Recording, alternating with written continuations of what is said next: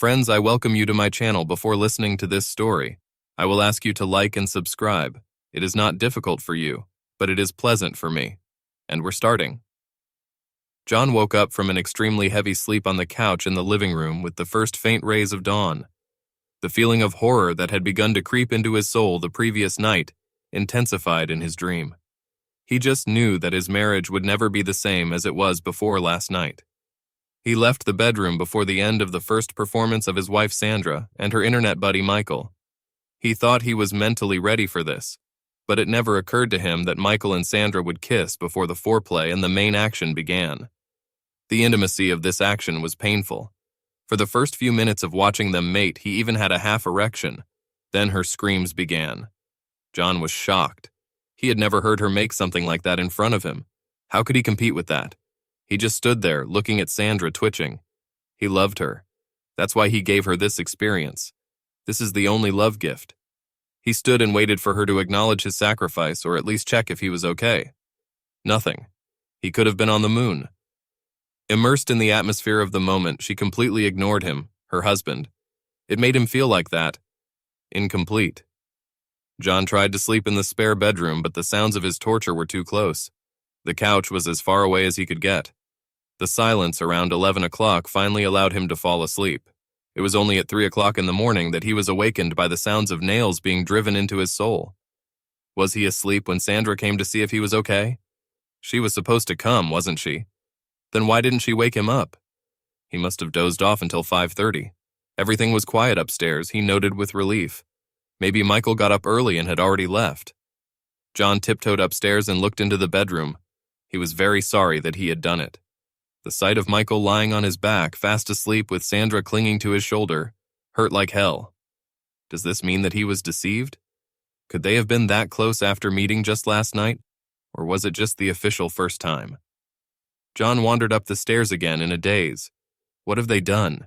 He was making his second coffee, and it was about 10 a.m. when John heard another sign of life upstairs. Sandra's scream echoed down the stairs. "John!" John went to the bottom of the stairs and shouted up, "Yes!" "Do I smell coffee? Please bring us a cup." That's all. It was a turning point for John. He grabbed his coat, phone, and wallet and went out the front door. She closed quietly behind him. He turned around, opened it again, and then slammed it shut with all his might. The whole side of the house rumbled. He jumped into the car and drove away. He checked if his phone was on and started counting with bated breath. At 500, he gave up. Why didn't she call? He drove for what seemed like an eternity. He was having lunch at a fast food restaurant when his phone finally rang. "John, where are you?" "I'm having lunch." "Why did you leave? If you don't understand it now, you'll never understand it." "I'm sorry, John. We just got carried away, I guess. Will you be coming home soon?" "Is he gone?" "Yes. Good. See you soon." Sandra was sitting in the kitchen in her bathrobe when John walked in the front door. She rose to kiss him, but he held her at arm's length and averted his face. She looked confused. "Have you showered and rinsed your mouth yet?" "No. I called you as soon as Michael left. Listen, John, you agreed to last night. Why are you so upset?" "Oh, I'm acting upset, right?" "Yeah, the fact that you almost broke all the windows in the house by slamming the door this morning kind of gave you away. So you knew I was upset 3 hours ago, but you just called me now." "Yes, John. I tried to call when you left, but Michael distracted me." "What? Did you make love again this morning?" Sandra's averted eyes answered the question. "Where did I sleep last night, Sandra?" "I do not know, John. Maybe in the spare room." "No, I slept on the couch, Sandra. You would know this if at any point between 9 o'clock last night and 10 o'clock this morning, you cared enough about me to find out how I travel with all this." "I'm sorry, John. I guess I was a little caught up in all this last night. Then Michael woke me up in the middle of the night and, well, we did it again. And this morning you were so concerned about how I spent last night that you shouted downstairs for me to bring you coffee like a servant." Sandra didn't look at John for several minutes. She didn't have an answer to John's very reasonable remarks, so she kept quiet. "Sandra, do you at least admit that what I did for you last night was the most loving gift I could give you?" "Oh yes, honey. And not only that, it was the most loving gift I've ever heard of. And you repaid me by being as selfish and cavalier as anyone I've ever heard of." Yes, I understand that now, John. It's just that last night was the most... She stopped, instinctively realizing that a graphic description of how mind-blowing the experience was would be a very bad move. She would take this secret to her grave, as well as another one. She realized that one of the reasons the previous night had been so special was that John clearly hated her. It was obvious when he came out of their bedroom for the first time. Silence reigned in what had once been a very loving and cozy family. I'm sorry, John, but I'll fix it. I promise. Well, not today. Why not? Because you're too stretched. Do you have friction burns? No, it's simple. Well, I don't like to talk, John. Come on, spit it out. I doubt you can do worse. Well, me. I've had so much fun since last night that I started having cramps. It's very uncomfortable down there. Okay, so I was wrong. Why do you keep looking at your watch, Sandra? I have a meeting in half an hour, John. With whom? With Michael? No, of course not, John. Last night was a one-off, you know. Now I am yours exclusively forever. My itch was satisfied. So where are you going? Can't you just leave it knowing that I have to be somewhere, John? You know I wouldn't have gone if I didn't have to. I see that I need to do something. I'll be there in just an hour or so. No, Sandra. I thought I knew you as well as anyone can know another person, but since last night I've been seeing a stranger. Where do you need to go? Okay, since you insist. I need to go to the doctor to get the morning after pill. John felt as if someone had punched him in the stomach. He literally fell into a chair. I'm sorry, John. As we agreed, I didn't put on my diaphragm last night. I thought Michael would be so big and long that he might damage her. I know we agreed on condoms, and I used them last night, as you saw, and this morning.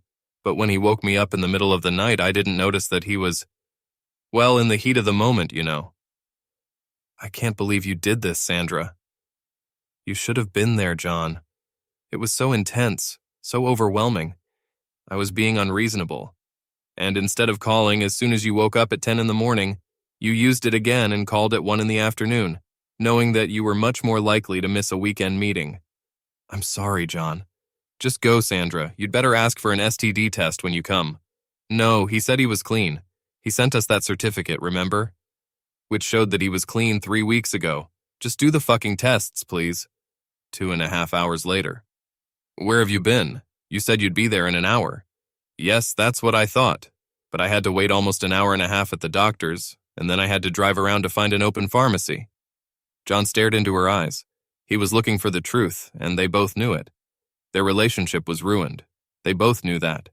If you had asked any of them at this point if the previous night was worth what happened, they would have given contradictory answers. Sandra, still basking in the glow of her recent experience, would say, hell yes. John, who wasn't sure it was a good idea from the start, but let his love for Sandra influence his decision, would say, hell no. Did you take a pill? Yeah, I did it in the car near the pharmacy. What about the tests? Well, there was a problem. The doctor said it was a waste of time to get tested so early. He recommended waiting 2 weeks before testing for gonorrhea and chlamydia, and for syphilis, HIV, and hepatitis, up to 3 months. Well, that's just great. I'm sorry, John. I guess I'm not as strong as I thought I was. Never again, you hear? Never, never, never even hint at it again. No, John, never again. That night, they both slept the sleep of exhausted people. That night was never mentioned again. The situation was tense, but by evening, everything was back to normal. John and Sandra went to a prearranged barbecue with 9 other couples from their social circle. John was glad of the distraction. His thoughts and doubts were becoming a little intrusive. About an hour after they arrived, John approached Sandra to ask if she wanted him to bring her a drink. She was on the other side of the pool talking to her friend Jenny. Without thinking about anything, John came up behind them. As soon as he was within reach, he heard Jenny ask incredulously, "How big was he?" Before Sandra could respond, John caught up with them. He grabbed Sandra, not too gently, by the elbow and led her out of Jenny's earshot. "You didn't tell Jenny about Friday night, did you?" "I had to tell someone, John. I can't tell you about it, but it's bursting out. It's like the time you hit a hole from 120 yards at the golf club. You called me right away to tell me you were so happy." "What the fuck?" "Surely you can see the difference, Sandra. Golf is a perfectly acceptable social behavior, but what we did on Friday night was not. Damn, if any of the guys found out, I'd be finished." "I'm sorry, John. I didn't think about it that way. Okay, go straight to Jenny and make her promise that she won't tell anyone else. John noticed that Sandra was looking at the ground. Please tell me you haven't told anyone else, Sandra. Just Debbie. What? I work with her husband. If she tells him and he blabbers, I'm finished at work. Oh, don't be so melodramatic, John. They'll see that it was like that. A caring husband gave his wife a loving gift. John just shook his head. You really don't have a clue, do you? John spent the next hour alone, watching Sandra talk seriously with Jenny and Debbie. Starting with Debbie's husband, he also watched to see if anyone would cast a strange glance in his direction. He considered asking Sandra if Debbie had told anyone else, but subconsciously decided that life would be more bearable if he didn't know. He avoided any eye contact with the two women who were in the know. Unable to stand the fact that she would not be able to tell anyone about the greatest event in her life for a long time, Sandra suggested that they leave early. Besides, Sandra's private parts were almost back to normal, and she didn't want to hesitate any longer with John's ego restoration. She thought she knew how badly it had been damaged. She was about 65% wrong. When she got home, she dressed in her prettiest underwear for herself or for John, she wasn't sure. She went out and dragged John into the bedroom, where she impatiently undressed him. John's complete firmness lasted another half-minute.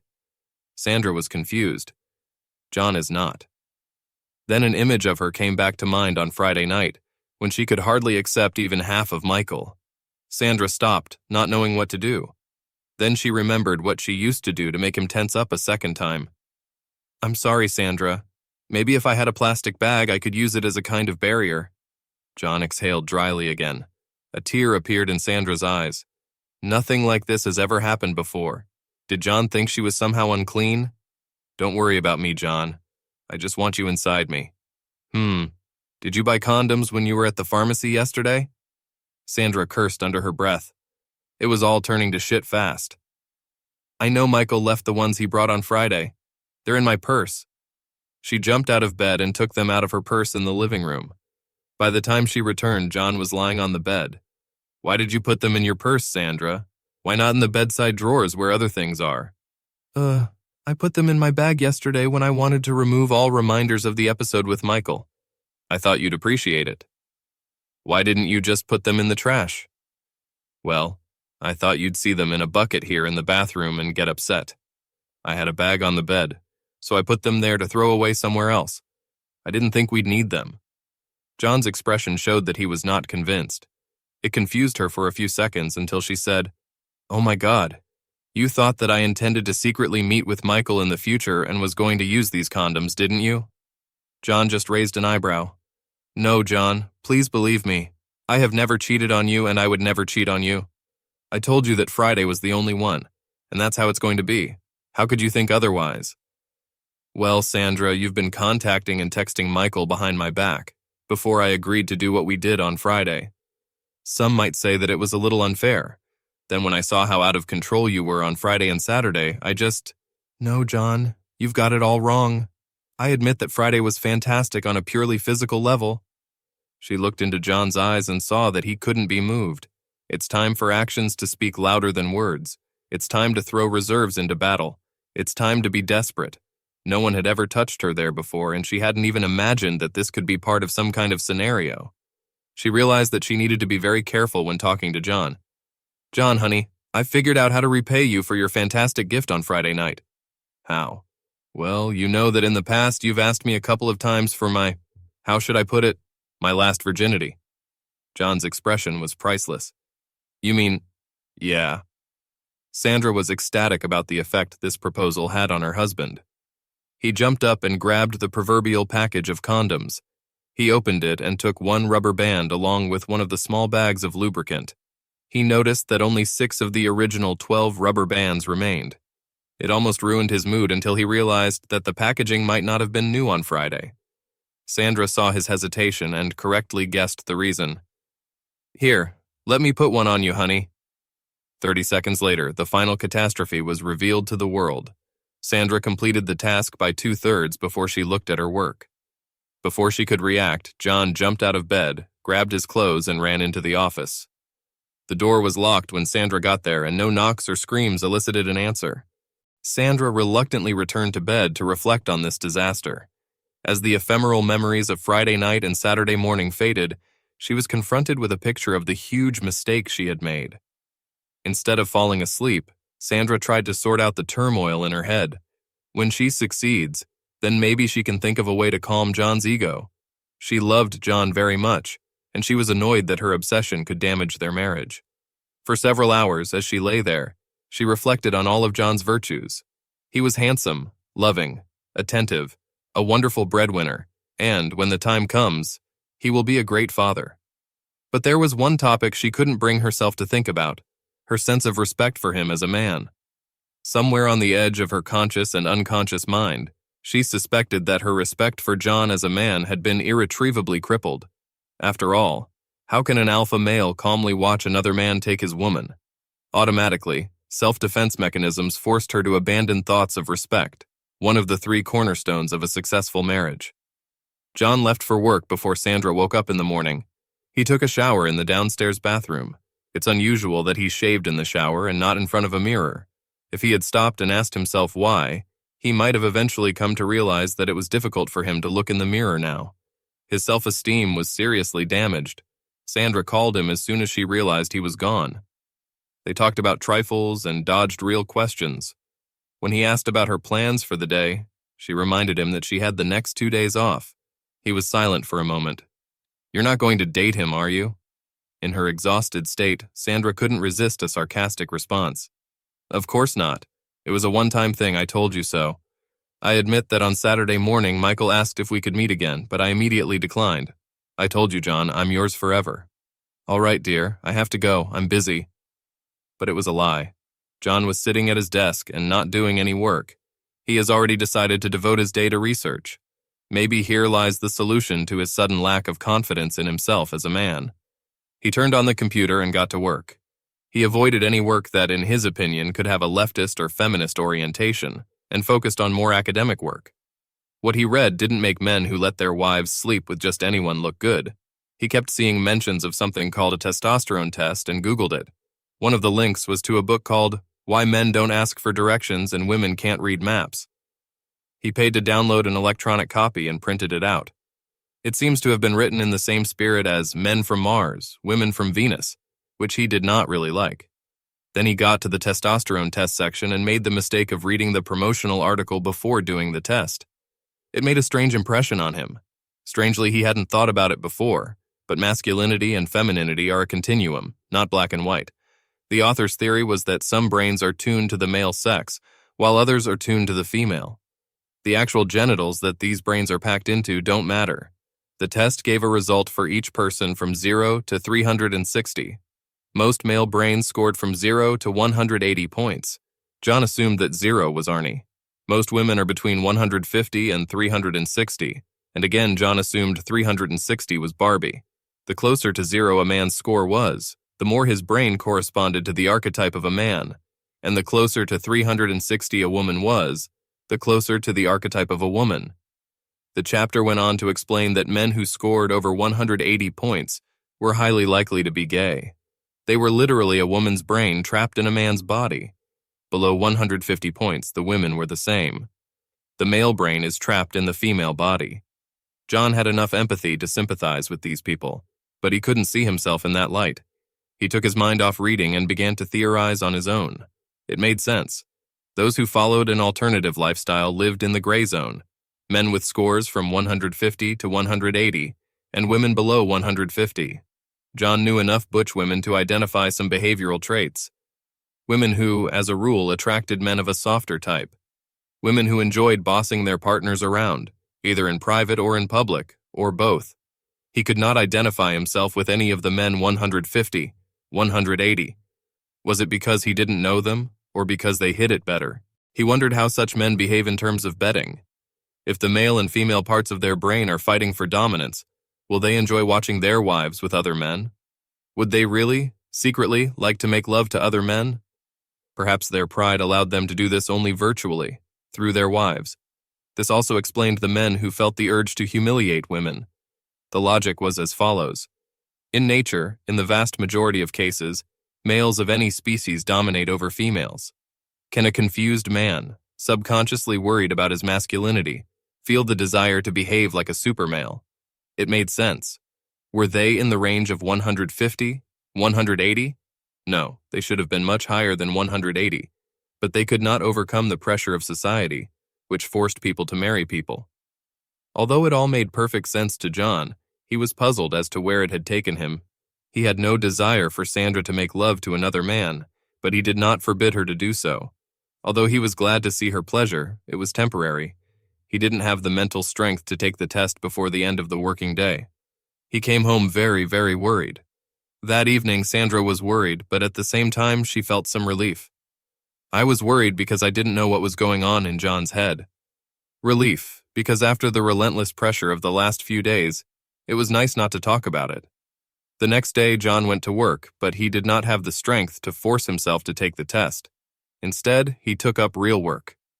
Their problems were not mentioned at home that evening. John couldn't sleep for a long time. His thoughts were focused on the test, which he convinced himself was going to happen the next day. He did turn it in the next day, but it was late in the evening before he had the courage. Why was he so nervous? It was simple enough. No man wants to think about being a closeted gay man. He was old enough to remember when that word was an insult. By the third question, he realized that he would have to be extremely honest with himself. In most of the questions, it was obvious which ones were aimed at identifying feminine traits and which ones were aimed at identifying masculine ones. For example, are you good at depicting animal sounds? Obviously, the answer yes was an advantage for the male hunter. Holding his breath, he passed the test and pressed the analysis button with his eyes closed. 92, there's nothing wrong with that. Of course he's not Arnie, but damn it, he's not Boy George either. He breathed a huge sigh of relief. Further thoughts were interrupted by the ringing of his phone. It was Sandra who reminded him that she had to attend an underwear party that night. It was one of those Amway-type parties where people invite their friends and discuss what kind of commission the hostess will get if everyone buys big. Of course, everyone feels obligated to buy something. As is usually the case at lingerie parties, you can also order a modest selection of toys. The phone conversation seemed strange to John. Unusually, Sandra reminded him of the party on Monday night and again on Tuesday night. What is she up to? After all, it was just a rob your friends party. He hung up, determined to be vigilant. That evening, Sandra had a hasty dinner, took a shower, and went outside without wearing anything special. John knew which friend's house she was supposedly going to, gave her a half-hour head start, and followed. He felt relieved when he saw Sandra's car exactly where it was supposed to be. Was this friend friendly enough to take over for Sandra if she changed her clothes and went somewhere else? Yes, John decided. He waited another half-hour until it was completely dark, then shamefacedly made his way into the yard, over the fence, and looked in the windows. Sandra was there, plus friends to whom she was introduced. Calmed down, John returned to the car. He sat down in it and thought about it. It was already 7:30, and come to think of it, Sandra rarely returned from such events before 11. She still had time to stay late and then leave for another meeting. John decided to stay there until 10 and then return home. His heart was racing at 9:25 when the light flooded out of the front door, and Sandra appeared. She looked carefully left and right before leaving the safety of the porch, went out the gate and headed to her car. John analyzed the possible options. An hour and a half until her earliest return home. Maybe 2.5 before he thinks she's late. Plenty of time for what he thinks she's up to. He then analyzed his feelings for any signs of agitation. They weren't there. Only the certainty that his marriage would be over if Sandra met Michael again, or offered to meet him. John followed Sandra's car at a careful distance, noticing that even in the dark it was not so easy. Sandra turned onto the main thoroughfare of the city, and I went home. John felt relieved, then worried. Sandra was going to go back to the empty house and ask where he had been. Because of his principled honesty, he was uncomfortable coming up with plausible lies. Instead, he decided to go to a convenience store and buy some branded bread. He hoped Sandra would think he just wanted a late-night snack and wouldn't ask questions. No luck. "Where have you been, John?" "You've been following me, haven't you?" Yeah. Yes, I was watching. You've reminded me so many times about tonight's party that His voice trailed off when he saw the tears in Sandra's eyes. "Oh, John, I reminded you 3 times because I thought it might make you believe me more. This party was organized 2 weeks ago. I came home as soon as the presentations were over, instead of talking for a while so you wouldn't worry where I was? Have we completely destroyed your trust in me? John just couldn't answer that question. Please trust me, John. I love you. Friday was a mistake. I can see it now. Without waiting for an answer, she went upstairs until she lost consciousness completely. John did not immediately follow her. He wanted to avoid awkward questions like, "Will you ever trust me again?" Will anyone, having received such pleasure, which he witnessed, be able to resist the desire again? Ironically, since John definitely possessed a male brain, he could not empathize to a large extent with the female connection between love and bed. In men, this connection is much weaker. On Thursday, they were both exhausted and in no mood for conversation or love. On Friday, they did everything they needed to do and really made love. The condom was an uncomfortable reminder and spoiled the mood a bit. Sandra tried to make a little more noise than usual, but to no avail. John couldn't shake the feeling that she was putting on a show just for his ego, or that she was comparing him to Michael. Sandra couldn't relax, because she knew perfectly well that in order to make something similar to the sound she made with Michael, she would have to pretend a lot, which would immediately be recognized as insincere. Consequently, she did not enjoy it as usual. All she could think about was, Catch-22. On Saturday, everything happened again. Every time he tried to let go of himself, an insidious thought crept into his head. Is she thinking about me or him? This delayed his release. Meanwhile, Sandra tried desperately not to think about Michael, but the reality of what she felt with him and what she felt with John now was too great. With mounting horror, she felt that she was running out. Sunday was even worse. Sandra tried to distract John by telling him that she had a big presentation at work the next day. John, driven by the need to possess her, dragged her into bed anyway. Again, it didn't satisfy either of them. More than an hour later, John was entering it like a dog when Sandra looked to her left. John followed her gaze.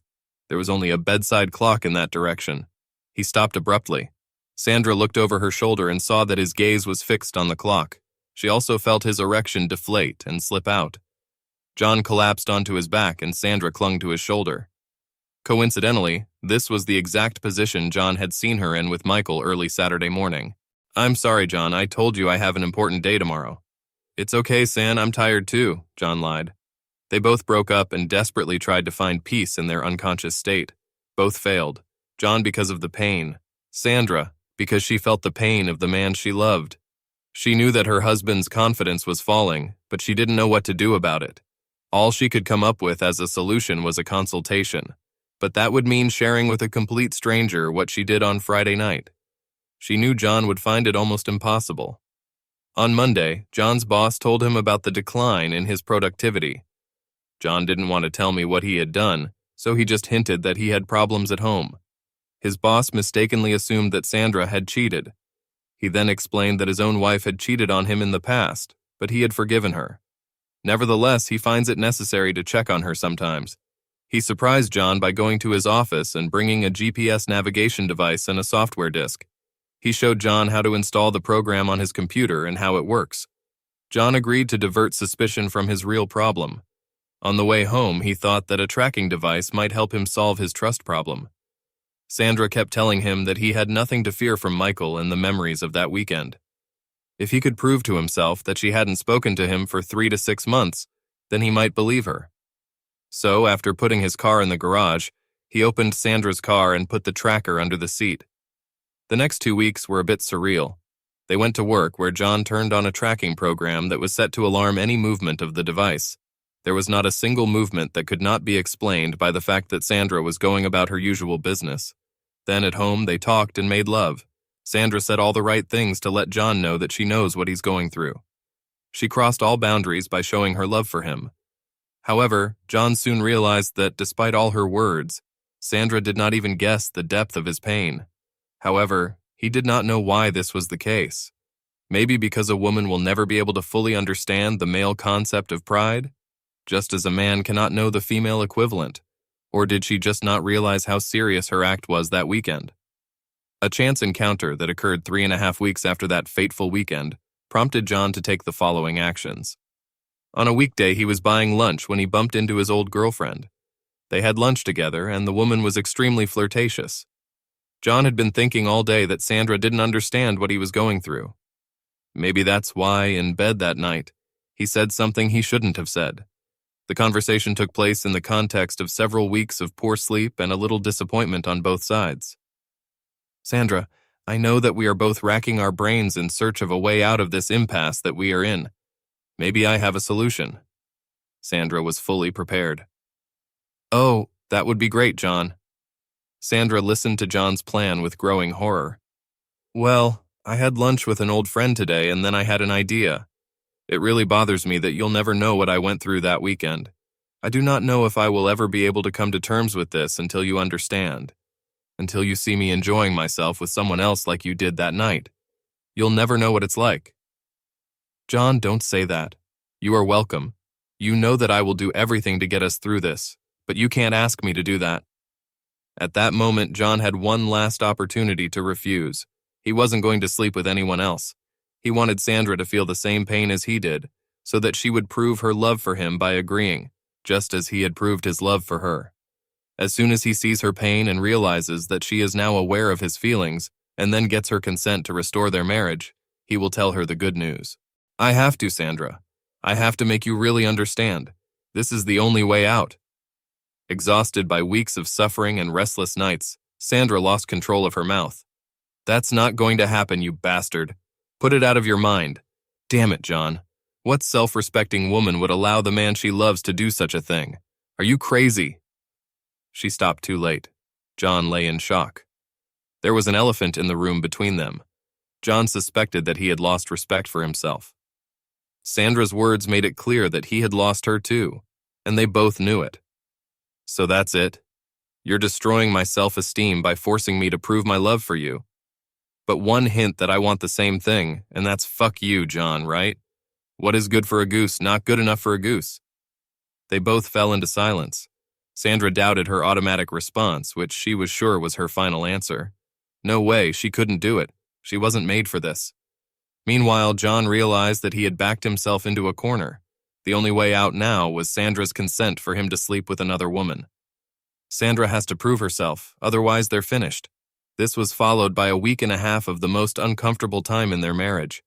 They didn't talk much. John was waiting for Sandra to prove her love. Sandra was desperately trying to find a way to say no way so as not to ruin the marriage. The only way that could have worked hadn't even occurred to her. She didn't even know that if she agreed to John's demands, he would reveal that it was a bluff, and she would pass the test. Disgust at the risk of this happening prevented her from even thinking that it was a bluff. Paranoia dominated him. John believed that Sandra's respect for him was the reason why she did not seek a repeat of the performance with Michael. Now he knew she didn't respect him, and that safety factor was gone. Meanwhile, Sandra suspected that John might be secretly dating his ex-girlfriend to try to regain some of his self-respect. The net result was that they closely followed each other's actions. Neither John nor Sandra could decide whether the following Friday was the day of the death of their marriage, or whether he died on Michael's Friday, and just walked around like a zombie for a month. Whatever it was, death or just a coup, it happened that Friday. Sandra made it a point to call John at his office every morning and afternoon, ostensibly in order to confess my love to him, but in fact in order to make sure that he is in place. Similarly, John kept a close eye on the tracker when he was in the office, but regularly called Sandra when he wasn't there. On Friday morning, as they discussed their plans, John revealed that he had a meeting outside the office in the afternoon. During one of the breaks, around 2 p.m., he called Sandra's office, but was told that she had gone home early. John thought about Sandra's elated mood at breakfast and made a conclusion. Justifying himself, he rushed to his office and logged into the computer. The tracker was at home. Packing his laptop in his bag, he hurried to his car. Parking on the next street from his house, he slipped through the back door. There was no sign of Sandra downstairs. He crept up the stairs, straining his ears. If she was there alone, he could always sneak away, and if not, then who knows what might happen. John was already outside the bedroom door when he heard the unmistakable sound of a running shower. This was unusual. Sandra usually took a shower in the morning. His heart was pounding with a rush of adrenaline. It was 3.5 hours before his usual return home. So what was Sandra doing? Is she preparing to meet her new friend, or is he coming here? What has changed? Was it dissatisfaction that drove Sandra, or, as he had thought all along, A further episode was inevitable from the very beginning. What to do? If he met Sandra now, he would never know. After a moment's thought, John decided to retire to the closet and see what would happen next. He opened the closet door and pushed things aside to make room.